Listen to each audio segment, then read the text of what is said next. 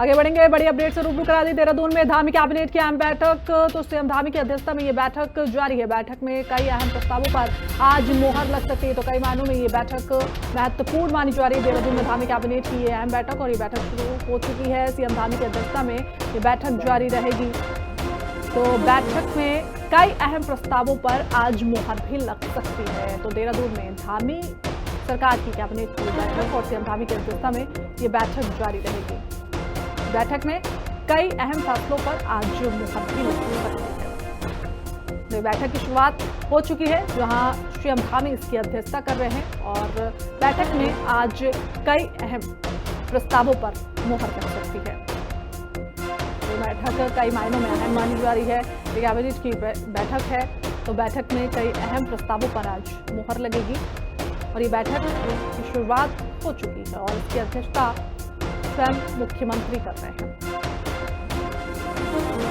तो आज इस बैठक में कई अहम मुद्दों पर चर्चा के साथ आज कई मुद्दों पर मोहर भी लग सकती है।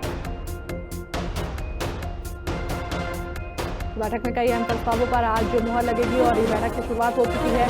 तो देहरादून में धामी सरकार मुख्यमंत्री धामी की अध्यक्षता में ये बैठक में कई अहम प्रस्तावों पर मोहर लगेगी। तो बैठक की शुरुआत अब हो चुकी है। कुछ देर बाद ही पता चलेगा कि किन किन प्रस्तावों पर मोहर लगी और ये बैठक कई मायनों में अहम मानी जा रही है। तो कई बड़े प्रस्तावों पर आज इस बैठक के दौरान मोहर लगना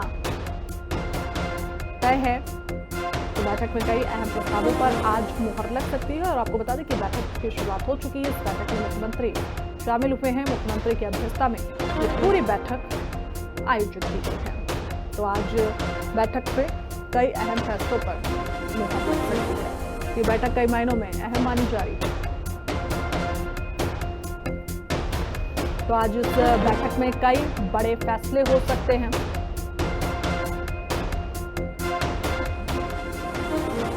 तो हमारे साथ हमारी सहयोगी दीपिका भंडारी हमारे साथ जुड़ गए हैं। दीपिका, बैठक की शुरुआत हो चुकी है, किन प्रस्तावों को मान के चले जिनमें आज मोहर लग सकती है?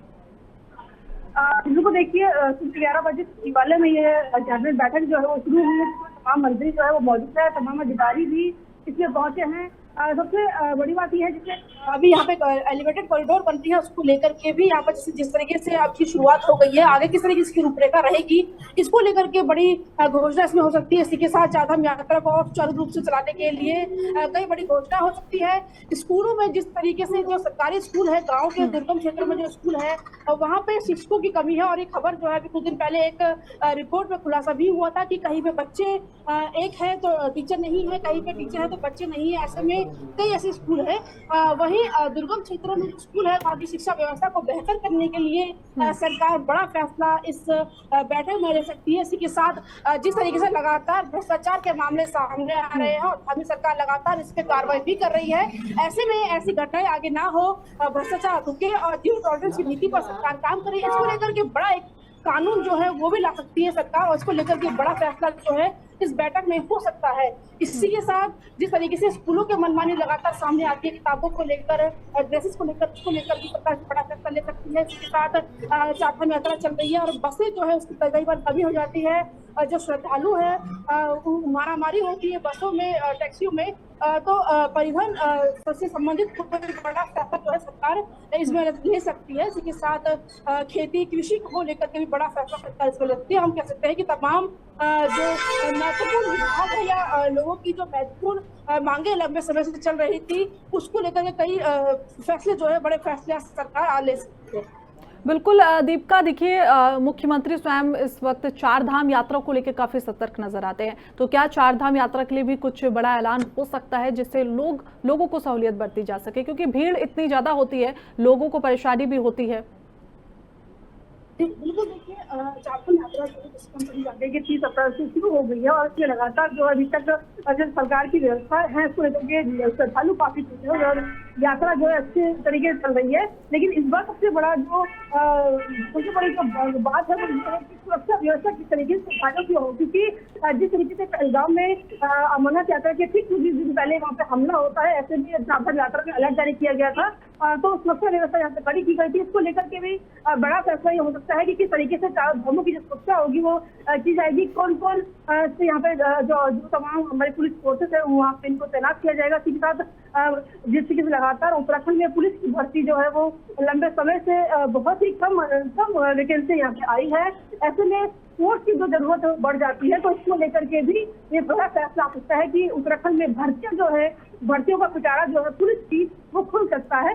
तो इसी के साथ चारधाम यात्रा जिस तरीके से ऑल वेदर रोड है लगातार से काम भी चल रहा है और सड़कें भी काफी अच्छी हो गई, लेकिन आगे ये बरसाती मौसम में जो है काफी दिक्कतों का सामना श्रद्धालुओं को करना पड़ता है, क्योंकि कई बार लैंडस्लाइड हो जाता है। तो सड़कों को लेकर के भी सरकार जो है बड़ा फैसला ले सकती है। इसी के साथ जिस तरीके से अभी यमुनोत्री में ठीक है दीपिका, वापस बने रहिए हमारे साथ, वापस लौटेंगे। लेकिन बड़ी खबर आ रही है भ्रष्टाचार के खिलाफ धामी सरकार का बड़ा एक्शन, अधिकारियों से कर्मचारियों तक सब पर एक्शन। 3 साल में अब तक 150 आरोपी गिरफ्तार हो चुके हैं। तो ये बड़ी जानकारी भ्रष्टाचार को लेकर सीएम धामी की सरकार अब अलग मोड़ पर नजर आ रही है, एक्शन लेते हुए नजर आ रही है। ये बड़ी जानकारी, भ्रष्टाचार के खिलाफ धामी सरकार का बड़ा एक्शन सामने आया। अधिकारियों से कर्मचारियों तक पर अब उत्तराखंड की सरकार एक्शन लेगी। 3 साल में अब तक 150 आरोपियों को इस पूरे मामले में गिरफ्तार करा जा चुका है। तो भ्रष्टाचार के खिलाफ ये बड़ा एक्शन मान के चल रहे हैं। अधिकारियों से लेकर कर्मचारियों तक इस पर एक्शन लिया जाएगा। 3 साल में 150 अपराधियों को गिरफ्तार भी किया गया है। तो अधिकारियों से कर्मचारियों तक ये बड़ा एक्शन सरकार लेती हुई नजर आ रही। तो भ्रष्टाचार पर पूरी तरीके से रोक लगाने के लिए उत्तराखंड में सरकार प्रतिबद्ध है और लगातार काम भी इस पर किया जा रहा है। जो भी हो, कर्मचारी हो, अधिकारी हो, सब पर कार्रवाई की जाएगी। और हमारी सहयोगी हमारे साथ बनी हुई है दीपिका। देखिए, जो भ्रष्टाचार की खबरें निकल कर आती हैं सामने, उस पर भी लगातार सीएम धामी की नजर बनी हुई है। जी बिल्कुल, देखिए अभी 1 महीने के अंदर ये तीसरी खबर है जब 1 महीने के अंदर 3 अधिकारियों पर जो है कार्रवाई हुई। और ताजा मामला परसों का ही है। यहाँ पर एक आईएसबीटी चौकी इंचार्ज है, उनको 1 लाख की रिश्वत लेते हुए रंगे हाथों विजिलेंस की टीम ने गिरफ्तार किया है। तो इसमें हम कह सकते हैं कि धामी सरकार जो है वो भ्रष्टाचार को लेकर गंभीर है। उनका साफ तौर पर सीएम धामी का कहना है, चाहे छोटा से छोटा कर्मचारी हो या बड़ा से बड़ा अधिकारी हो, अगर वो भ्रष्टाचार करता है, रिश्वत लेता है, तो उसके खिलाफ सख्त कार्रवाई की जाएगी। और ऐसा ही ठीक हुआ परसों, जिस तरीके से जिस सब इंस्पेक्टर को गिरफ्तार किया गया, उसको सलाखों के पीछे भेजा गया। धामी सरकार ने कड़क संदेश जो है तमाम सरकारी कर्मचारियों को, अधिकारियों को दिया है कि अगर कोई भी उत्तराखंड में घूसखोरी करेगा, गरीब जनता को परेशान करेगा या काम के नाम पर रिश्वत लेगा, तो उसके खिलाफ सख्त कार्रवाई होगी। और ये लगातार एक्शन आगे भी जारी रहेगा। सीएम धामी ने सख्त संदेश जो है दिया है।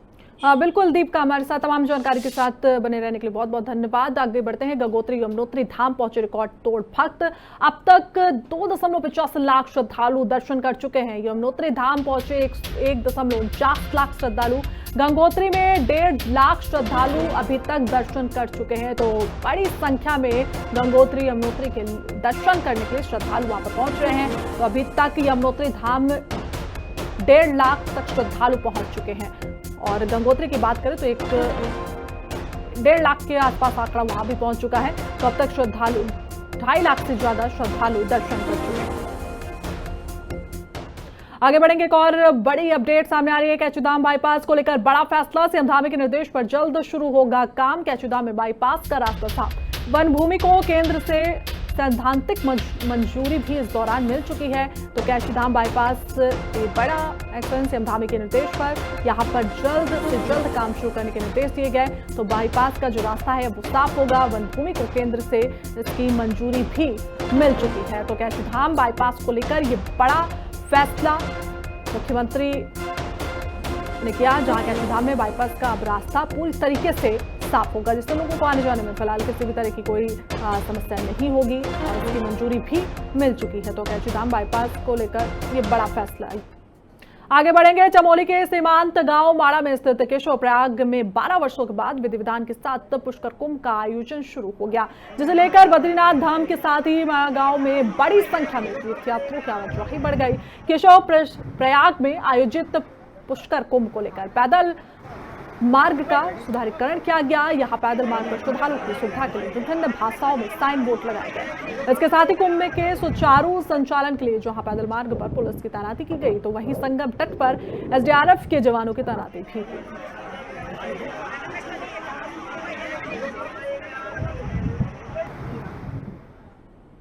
आगे बढ़ेंगे। चंपावत जिले के बनबस्सा में योजना के तहत बैठक का आयोजन किया गया। इस दौरान महिला सशक्तिकरण, बाल विकास, खाद्य नागरिक आपूर्ति, उपभोक्ता मामले को लेकर चर्चा की गई। बैठक में वित्तीय वर्ष 2025-26 के लिए कुल 68,57,10,000 के वार्षिक जिला आयोजन को सर्वसम्मति से अनुमोदित किया गया। अधिकांश योजनाओं को आगामी 2 सालों के भीतर पूरा करने के निर्देश भी दिए गए।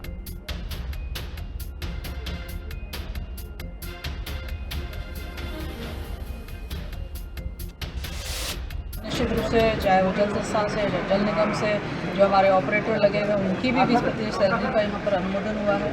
इसके अलावा जो हमारे विकास कार्य हैं उस दिशा में भी चाहे वो उद्यान विभाग के संदर्भ हो कि कीवी को हमें बढ़ावा देना हो, चाहे वो हमारे पर्यटन के दृष्टिकोण से हमें बढ़ावा देना हो, चाहे हमारे को स्वरोजगार के दृष्टिकोण से बजट आवंटन करना हो, चाहे स्वास्थ्य विभाग की ओर से PSC में डिलीवरी सेंटर को अच्छे से और डेवलप करना हो या उसका विस्तार करना हो, ये सारी व्यवस्थाएं आज जिला योजना के माध्यम से जो बजट उसमें आवंटित की गई है उसका आज अनुमोदन कर दिया गया है। पूरा जिला योजना लगभग 68 करोड़ की धनराशि के साथ में टेबल हुआ और मैं समझती हूँ कि यह धनराशि अपने आप में माननीय मुख्यमंत्री जी का बहुत धन्यवाद करती हूँ कि अपने इस जनपद चंपावत को अब की बार जो है एक बड़ी धनराशि जो है प्राप्त हुई है।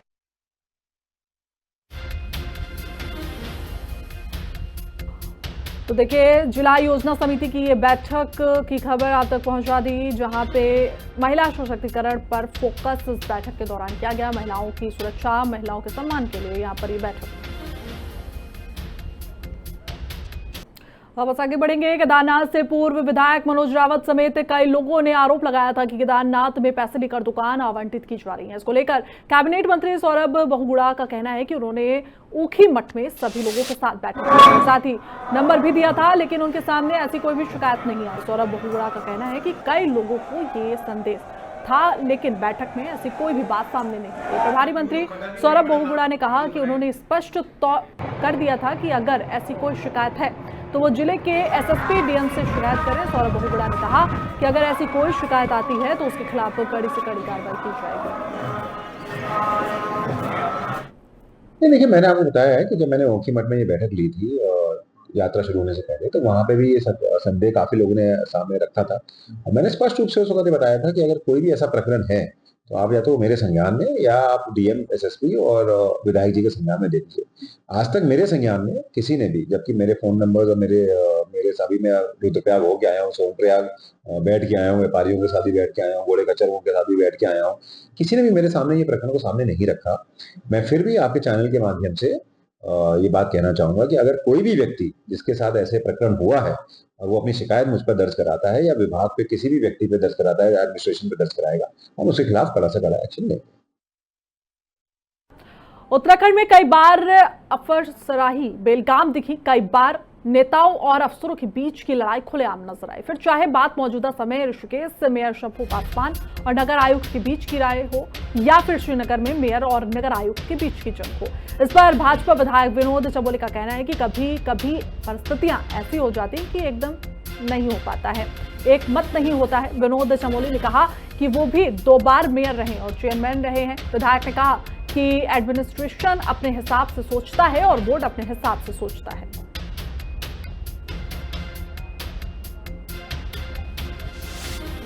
क्या वो किन परिस्थितियों में हो रहा है वो मेरे लिए समझना थोड़ा मुश्किल है, क्योंकि मैं भी काफ़ी लंबे समय तक नगर निकायों से जुड़ा रहा हूँ, सभासद भी रहा, चेयरमैन भी रहा और मेयर भी रहा 2 बार। तो कई विषयों को लेकर कई बार एक मत नहीं भी हो पाते हैं, क्योंकि एडमिनिस्ट्रेशन अपने हिसाब से सोचता है और बोर्ड अपने हिसाब से सोचता है। लेकिन वो इस सीमा तक चला जाए तो ये ठीक नहीं है, इसको ठीक करना चाहिए। और इस पर पहली जिम्मेदारी मेयर की बनती है कि मेयर को, अधिकारियों को थोड़ा सा टैकल करना चाहिए। अब खबर टिहरी से है, जहां भारी संख्या में पर्यटक लगातार टिहरी पहुंच रहे हैं, जिसके चलते अब प्रशासन धरातल पर कई महत्वपूर्ण कदम उठा रहा है ताकि पर्यटकों को किसी भी तरह की परेशानी का सामना न करना पड़े। फिलहाल प्रशासन की तरफ से सोशल मीडिया पर टिहरी के पर्यटन स्थलों का प्रचार भी किया जा रहा है। वहीं टिहरी बांध की झील और आसपास क्षेत्र में सुंदर पहाड़ियों के साथ ही हरे भरे वृक्ष भी लगाए जा रहे हैं।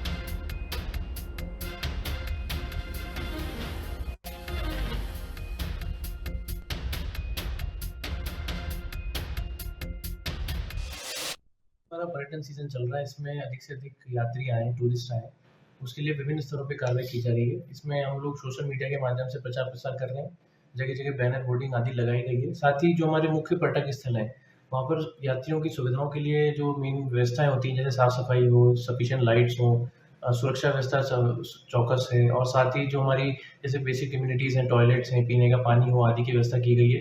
साथ ही होटल्स, रेस्टोरेंट्स आदि में रेट लिस्ट आदि लगाई गई हैं, जिससे सभी यात्रियों को कॉन्फिडेंस फील हो और कोई किसी के साथ कोई दुर्व्यवहार, चीटिंग आदि ना हो।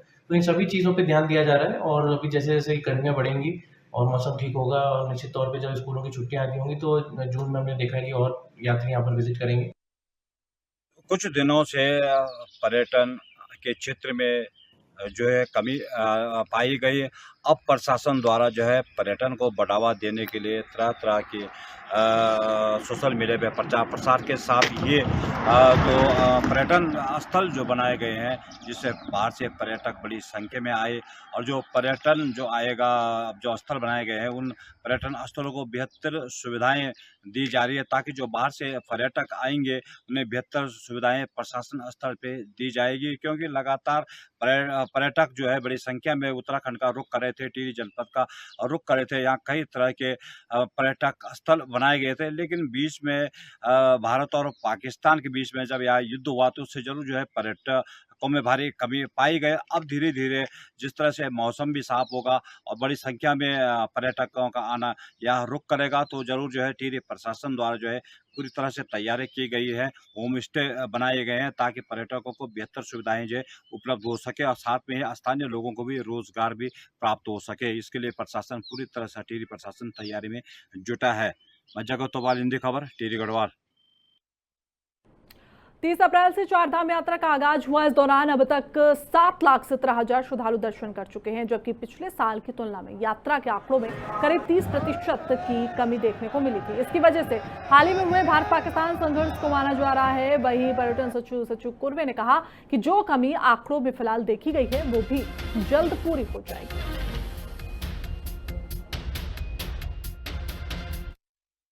हमारी यात्रा जो गंगोत्री यमुनोत्री के जो कपाट 30 अप्रैल को खुले थे, केदारनाथ के 2 मई को खुले थे और बद्रीनाथ के 4 मई को खुले थे। अगर हम पिछले 3 या 4 दिनों की अगर बात करें तो यात्रियों ने अपना जो रजिस्ट्रेशन किया था उसके सापेक्ष उन्होंने जो होटल्स में बुकिंग किया था वो उन्होंने बुकिंग कैंसिल नहीं किया है, उसको उन्होंने रीशेड्यूल किया है। और उस कारण अगर हम पिछले 4 दिनों के आंकड़े भी देखें तो जिन लोगों ने अपना रजिस्ट्रेशन उसके सापेक्ष जो बुकिंग किया था, जो रीशेड्यूल किया है, तो पिछले 2 दिनों में वो उनका अराइवल धामों पे बढ़ा है। अगर कल की बात करें तो गंगोत्री में कल ऑलमोस्ट 12,000 लोगों ने दर्शन किए हैं। कल ऑलमोस्ट 19,000 लोगों ने केदारनाथ में दर्शन किए हैं। और अभी आंध्र प्रदेश से भी जो गोदावरी पुष्कर वहाँ पे जो एक कुंभ मेले के समतुल्य का आयोजन होता है, उसके सापेक्ष में उनका एक दल बद्रीनाथ में भी आ रखा है।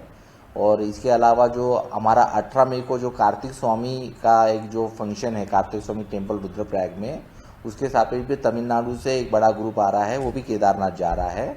तो यात्रा अपना पेस पकड़ रही है। फिलहाल बुलेटिन में मेरे साथ बस इतना ही। देखते रहिए हिंदी खबर। नमस्कार।